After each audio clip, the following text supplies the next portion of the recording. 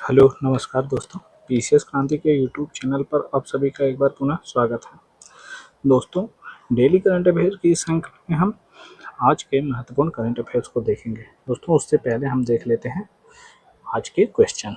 तो क्वेश्चन क्या है?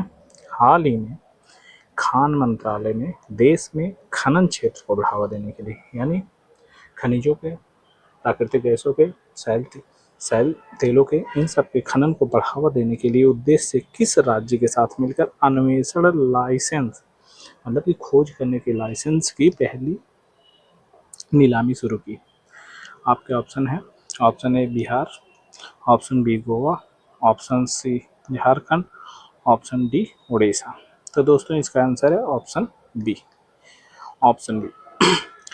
अब गोवा में खान मंत्रालय ने खनन क्षेत्र को बढ़ावा देने और खनन क्षेत्र में अन्वेषण को बेहतर तरीके से लाने के लिए एक अन्वेषण लाइसेंस नामक प्रणाली की व्यवस्था शुरू करी है। इसमें कि आपको जब अन्वेषण कर लेंगे, उसके लिए अन्वेषण करने जाएंगे, कोई भी कंपनी होगी, चाहे पीएसयूज होगी या फिर कोई भी होगी या निजी क्षेत्र की होगी, उसको अन्वेषण करनी होती है, यानी खनिज खोज हेतु लाइसेंस लेना पड़ेगा। तो इस तरीके से इसका आंसर है आंसर बी। खान मंत्रालय द्वारा गोवा के साथ मिलकर खनिज क्षेत्र में बढ़ावा देने के लिए अन्वेषण लाइसेंस प्रणाली की शुरुआत की गई। ठीक, अब देख लेते हैं दूसरा क्वेश्चन आज का। हाल ही में पीएम सूर्य घर योजना, पीएम सूर्य घर योजना के अंतर्गत किस देश के किस राज्य ने दूसरा स्थान प्राप्त किया है?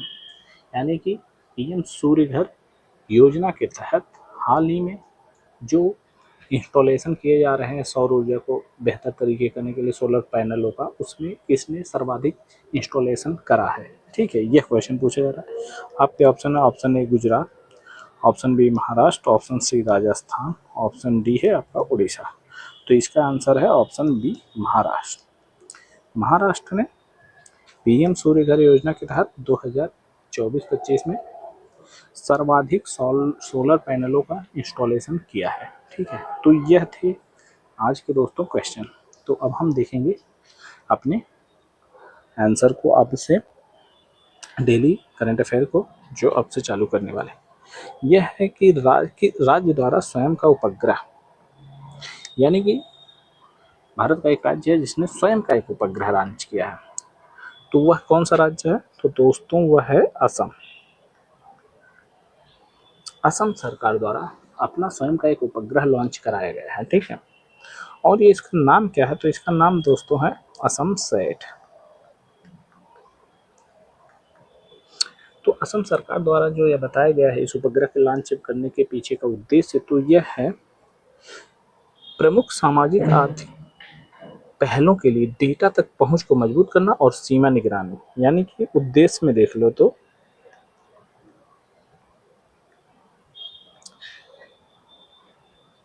डेटा पहुंच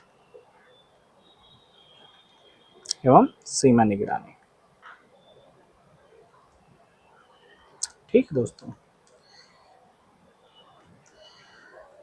कौन सा राज्य है? तो राज्य हुआ असम, और फिर उसने नाम क्या है इस जो उपग्रह लॉन्च किया असम ने? तो असम सैट। नाम से तो आप पकड़ ही लेंगे। और इसका उद्देश्य क्या दोस्तों? इसका उद्देश्य है डेटा पहुंच तक सीमा निगरानी। ठीक है, तो यह था इसका।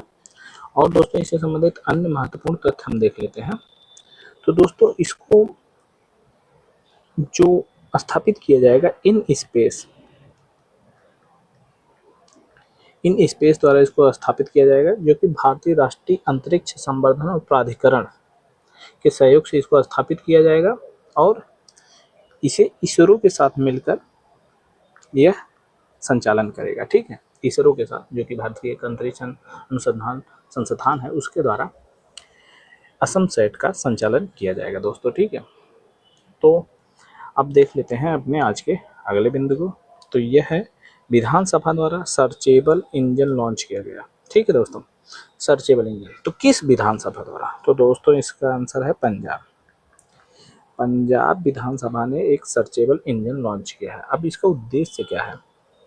तो दोस्तों, जो 1947 यानी स्वतंत्र 1947 तक से अब तक की बहस हुए थे विधानसभा में उसको दिखाने के लिए, उसको प्रस्तुत करने के लिए, ठीक है, बहसों को प्रस्तुत करने के लिए। यानी कि आपकी कोई भी बहस जो हुई है स्वतंत्रता से लेकर अब तक विधानसभा में, उसको आप सर्च करके देख सकते हैं। इसलिए पंजाब विधानसभा ने एक सर्चेबल इंजन लॉन्च किया है, ठीक है। और इसके अध्यक्ष जो लिख लेते हैं, पंजाब विधानसभा के अध्यक्ष कौन है वर्तमान में, तो वो लिख लो एस कुलतार सिंह, ठीक है दोस्तों। तो ये हमने ये देख लिया आज का यह करंट अफेयर, इस बिंदु का करंट अफेयर, ठीक है। अब चलते हैं हम अपने अगले बिंदु को देख लेते हैं। तो दोस्तों ये है 2025 गोल्ड मरकरी पुरस्कार, ठीक है। तो ये किसे दिया गया, इन सब के बारे में देख लेते हैं। तो ये दोस्तों दिया गया दलाई लामा को। तिब्बत की स्वतंत्रता के लिए आवाज उठाने वाले दलाई लामा को 2025 गोल्ड मरकरी पुरस्कार दिया गया, ठीक है। तो ये कौन देता है, तो यह दोस्तों दिया है वैश्विक शासन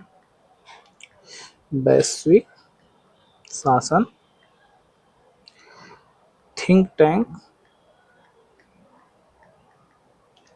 गोल्ड मरकरी इंटरनेशनल ने।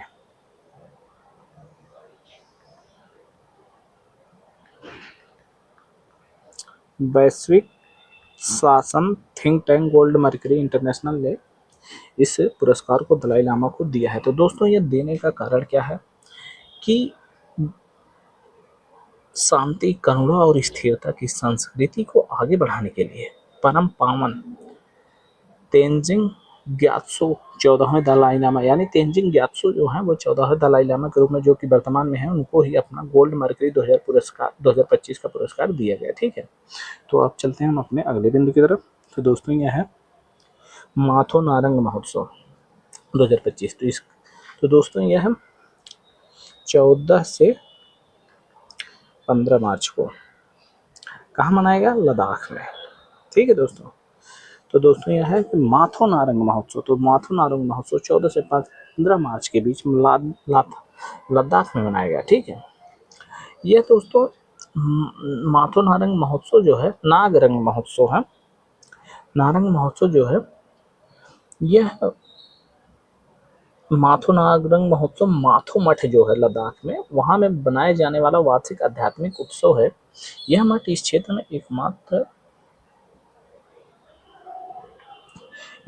एकमात्र शाक्ता संप्रदाय का मठ है, ठीक है। तो वहाँ पे यह माथो नारंग महोत्सव मनाया जाता है, ठीक है दोस्तों। अब चलते हैं हम अपने अगले बिंदु की तरफ। तो राज्य बजट में हाल ही में भारतीय रुपए का प्रतीक स्थानीय भाषा में, ठीक है। अभी किस राज्य सरकार ने अपने राज्य बजट में भारतीय रुपए का जो प्रतीक है इस तरीके का, इसके स्थान पर एक इस तरीके का तमिल में रुपया लिखा गया है, ठीक है। तमिल में रुपया लिखा गया, इसका स्थान मतलब उसको बनाया, ठीक है। तो इसे तमिलनाडु सरकार ने, ठीक है,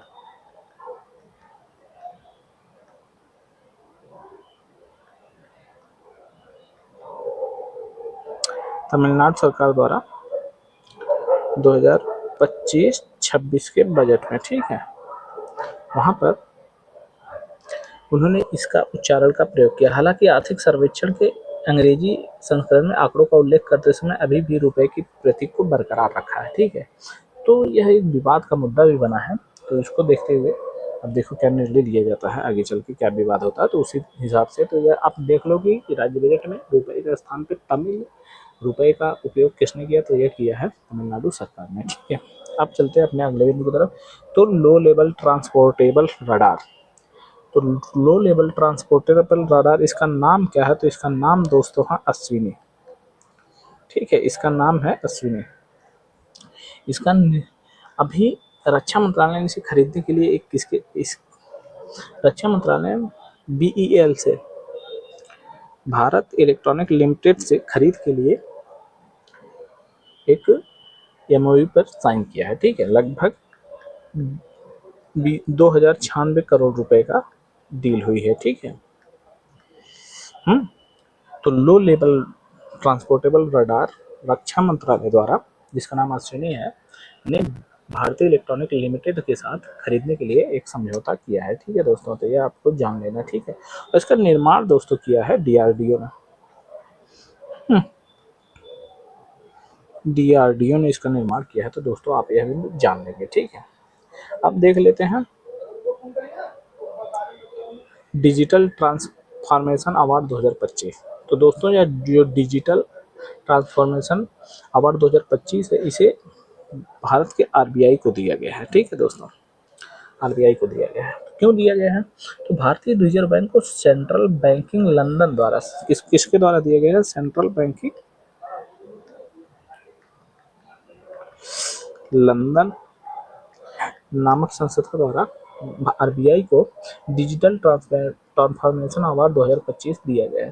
ठीक है, आरबीआई को प्रवाह और सारथी डिजिटल पहल के लिए चुना गया है, जिससे केंद्रीय बैंक में पेपर का इस्तेमाल कम हुआ है। तो ठीक है, यानी कि यह जो डिजिटल ट्रांसफॉर्मेशन अवार्ड है, जो कि परंपरागत रूप से आप डिजिटल रूप में ट्रांसफॉर्म कर गए, उसी के बेसिस पे आरबीआई को दिया है। तो इसमें जो प्रवाह नामक एक प्लेटफॉर्म है, उसके तहत ये इसमें आरबीआई ने डिजिटल ट्रांसफॉर्मेशन किया है, तो उसी के लिए किया है। ठीक है, अब देख लेते हैं दोस्तों, आज का यह लास्ट बिंदु है crew 10 mission.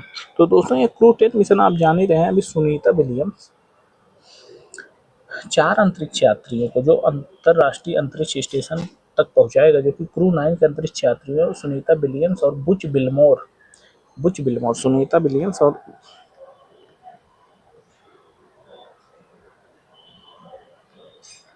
Sunita Williams Buch बिलमोर को वापस लाएगा। ठीक है, ठीक है, उसके लिए यह क्रू 10 मिशन लॉन्च किया गया है। और ये किसके द्वारा लॉन्च किया गया है, तो आप ध्यान देंगे तो दोस्तों इसको क्रू 10 मिशन को स्पेस एक्स और नासा ने, ठीक है, स्पेस एक्स और नासा ने मिलकर इसे लॉन्च किया है। ठीक है, तो दोस्तों यह था आज का करंट अफेयर। हम देखेंगे अब कल के करंट अफेयर को। तब तक के लिए धन्यवाद दोस्तों।